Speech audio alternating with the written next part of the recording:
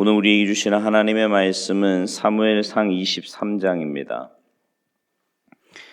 사무엘상 23장 1절부터 14절까지 우리 한 목소리로 봉독하시겠습니다. 사무엘상 23장 1절부터 14절까지 우리 한 목소리로 봉독하십니다. 시작. 사람들이 다윗에게 전하여 이르되 보소서 블레셋 사람이 그 일날을 쳐서 그 타작마당을 탈취하더이다 하니 이에 다윗이 여호와께 묻자와 이르되 내가 가서 이 블레셋 사람들을 치리이까?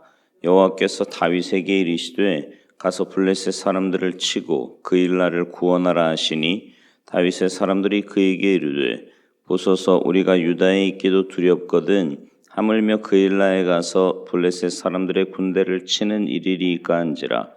다윗이 여호와께 다시 묻자온데 여호와께서 대답하여 이르시되 일어나 그 일날로 내려가라. 내가 블레셋 사람들을 내 손에 넘기리라 하신지라. 다윗과 그의 사람들이 그 일날로 가서 블레셋 사람들과 싸워 그들을 크게 쳐서 죽이고 그들의 가축을 끌어오니라. 다윗이 이와 같이 그 일날 주민을 구원하니라. 아히멜렉의 아들 아비아달이 그 일날 다윗에게로 도망할 때에 손에 에봇을 가지고 내려왔더라. 다윗이 그 일날에 온 것을 어떤 사람이 사울에게 알림해 사울이 이르되 하나님이 그를 내 손에 넘기셨도다. 그가 문과 문 빗장이 있는 성읍에 들어갔으니 갇혔도다.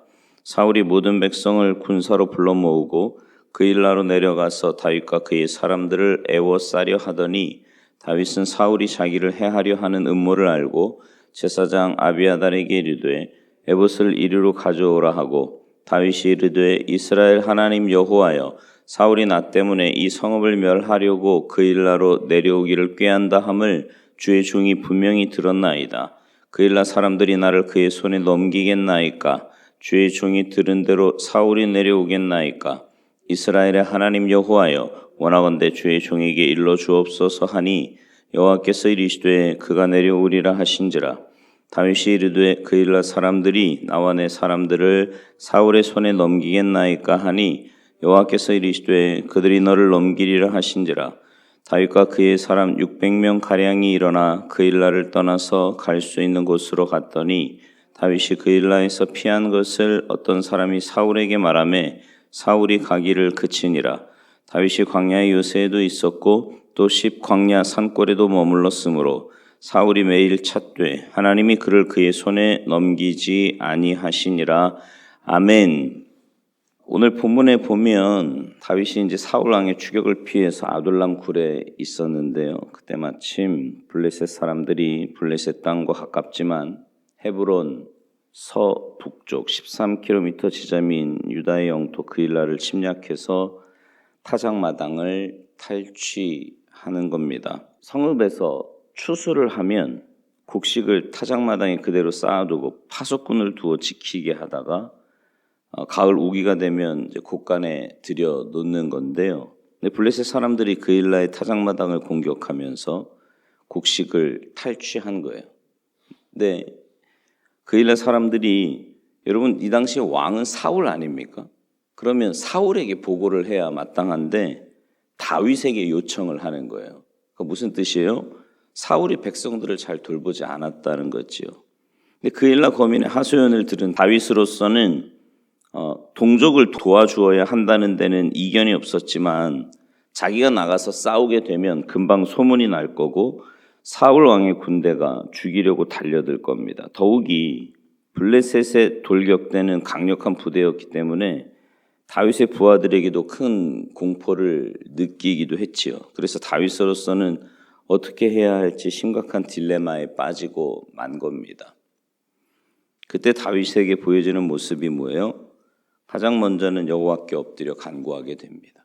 여러분 신앙생활 하면서요 그런 질문하는 분들 종종 만나거든요. 하나님의 뜻을 어떻게 구합니까? 하나님의 뜻이 뭔지 어떻게 알죠? 하나님의 뜻이 어디에 있는 겁니까? 이런 질문들 가끔 하십니다. 여러분은 하나님의 뜻을 어떻게 구하세요? 근데 중요한 건 뭐냐면 이제 그런 질문을 하는 마음의 바탕은 뭐예요? 하나님의 뜻대로 살고 싶은 그런 마음이 많은 거예요. 그죠? 좋게 보면 그런 건데 또 하나는 뭐냐면 하나님의 뜻보다는 내 뜻대로 살고 싶은 마음도 많은 겁니다. 무슨 말인지 이해되세요? 네. 신앙생활 하면서 사실은 우리가 하나님의 뜻대로만 살면 신앙생활을 잘 할 수 있는 거겠죠. 네. 오늘 본문에 보니까 다윗은 하나님의 뜻을 어떻게 구합니까? 기도로 구해요. 하나님의 뜻을 먼저 구합니다. 근데 하나님의 뜻을 구했을 때 하나님이 즉각적으로 응답을 해주세요. 근데 하나님이 분명히 응답하셨는데도 불구하고 금방 일사천리로 일이 잘 진행되느냐 하면 그렇지 않습니다. 3절에 보니까 다윗의 사람들이 그에게 이르되 보소서 우리가 유다에 있기도 두렵거든 하물며 그일라에 가서 블레셋 사람들의 군대를 치는 일이리이까. 자 보세요. 하나님의 뜻을 구해서 하나님께 응답을 받았습니다. 가서 도와주라고 그일라에 가서 블레셋 사람들과 전쟁을 해서 그 그일라 성읍들을 구하라고 하나님이 분명히 응답을 하셨어요. 그러면 다윗의 밑에 있는 사람들이 아 그렇군요 갑시다 이렇게 나온 것이 아니라 아니 거기 위험해요 가면 안 된다니까요 이러고 반대를 해요. 그때 다윗에게 보여진 모습은 어떤 거예요? 내가 하나님의 뜻을 구했다. 하나님이 이렇게 응답하셔서 가자. 이러고는 그 사람들하고 맞서는 것이 아니고 다시 어떻게 해요? 하나님의 뜻을 또 구해요. 그랬더니 하나님이 다시 응답을 주십니다.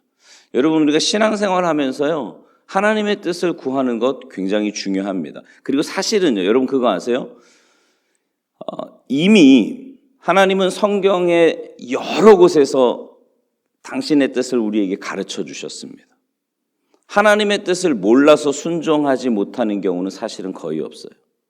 그런데 자꾸만 하나님의 뜻을 여쭙는 이유가 뭐예요? 구하는 이유가 뭡니까? 뭔가 내 마음대로 하고 싶은 그런 마음이 있는 거예요. 또 하나 하나님의 뜻을 분명히 구했음에도 불구하고 주변에 있는 어떤 사람들이나 환경을 통해서 그 뜻대로 순종하기가 어려울 때 우리는 자꾸만 그 하나님의 뜻을 분명히 알고도 포기하기가 쉽다는 거죠. 자꾸만 내려놓고 싶은 거예요. 그러나 여러분 그럴 때일수록 우리는 더 하나님의 뜻을 구해야 합니다. 다시 말하면 하나님의 말씀에 근거한 하나님의 뜻의 확신을 가지고 믿음으로 순종할 수 있어야 한다는 거죠.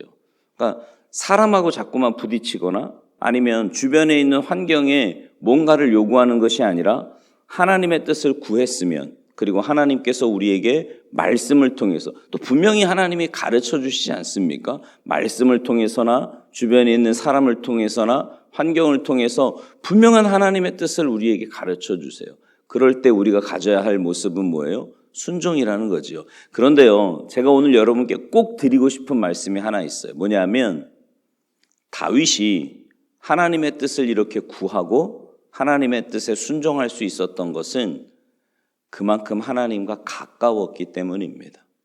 무슨 말이냐 하면 이렇게 매일 새벽에 하나님 앞에 나오시는 여러분들이야 늘 말씀과 기도로 살겠다고 몸부림치시는 분들이지만 신앙생활 하면서 그런 분들이 있으세요? 일주일 내내 하나님의 뜻과 상관없이 삽니다. 그리고는 주일날 한번 와서 예배 드리는 것으로 신앙생활 다 했다고 생각을 하기도 해요. 경건의 생활이나 말씀과 기도 이런 건 별로 내 삶에서 안중에도 없어요. 그러니까 하나님과의 친밀감이 없는 거지요. 그러니 하나님의 뜻을 구하고 하나님이 나에게 뭘 원하시는지 알고 싶은 마음이 있는데 그때 하나님 앞에 가서 물론 그럴 때에도 하나님은 우리에게 말씀을 통해서나 여러 가지 것들을 통해 제가 그런 말씀 종종 드리잖아요. 하나님은요 은혜도 그렇고 응답도 그렇고 이미 우리 주변에 이미 다 예비해 놓으셨고 허락해 놓으셨어요. 문제는 뭐냐면 하나님과의 친밀함이 없으면은요 내가 영적으로 아둔한 거예요. 그러니까 내가 영적으로 아둔하니까 하나님의 이미 우리에게 주신 그 하나님의 뜻, 하나님의 은혜를 우리가 알 수 없는 놓치고 산다라는 겁니다. 그러니까 다시 말하면 매일매일 이렇게 주님 앞에 나와 하나님과 친밀함을 가지고 교제하고 하나님의 응답에 귀를 기울이면서 살면 하나님이 우리에게 가르쳐 주시는 그 하나님의 뜻을 쉽게 캐치할 수 있어요. 그러나 하나님과의 친밀함이 없으면 나의 영적인 아둔함으로 인해서 하나님이 가르쳐 주시는 하나님의 뜻을 놓치며 살아갈 때가 너무나 많이 있다라는 거지요. 다시 말씀드리지만 하나님의 뜻대로 순종하며 살아갈 때 우리는 가장 복된 신앙생활을 하게 될 줄로 믿습니다. 나중에 하나님 앞에 섰을 때도 여러분 그렇지 않겠습니까? 내가 하나님이 가르쳐 주신 말씀대로 하나님의 뜻대로 순종하며 살았습니다. 이렇게 주님 앞에 말할 수 있어야 되지 않겠느냐고요.